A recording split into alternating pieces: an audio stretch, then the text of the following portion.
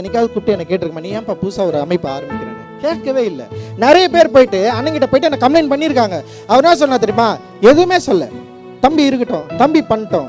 அப்படிதான் எல்லா இயக்கங்களும். நமக்கு நிறைய தலைமைகள் தேவைப்படுது, நிறைய இடங்களில் வேலை செய்ய வேண்டியது இருக்குது, அவ்வளவு வேலை நம்ம செய்ய வேண்டியது இருக்குது. சும்மா ஒரு குரலாக ஒரு இடத்துல அப்படி நின்று நம்மளால் முடியாது. பல வாய்ஸஸ், பல டிஃப்ரெண்ட் வாய்ஸஸ். இந்த வாய்ஸ் எல்லாமே எங்கே போய் நிற்குதுன்னா அதிகாரத்துக்கு எதிராக போய் நிற்குது. அதிகாரத்துக்கு எதிராக போகிறப்ப நம்ம எல்லாரும் ஒன்று சேர வேண்டிய தேவை இருக்குது.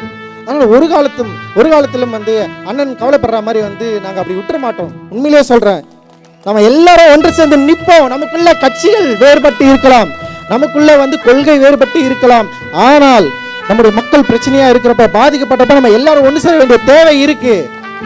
ஸோ இங்கே இருக்கிற அரசியல் நம்மளை பிரித்தாளும் சூழ்ச்சியில் நிகழ்ந்துட்டு ஆல்ரெடி இங்கே பட்டியலின சமூகத்தில் இருக்கிற 3 டாமினேட் காஸ்ட்டை தனித்தனியாக பிரிச்சுட்டாங்க. யார் பிரிச்சது?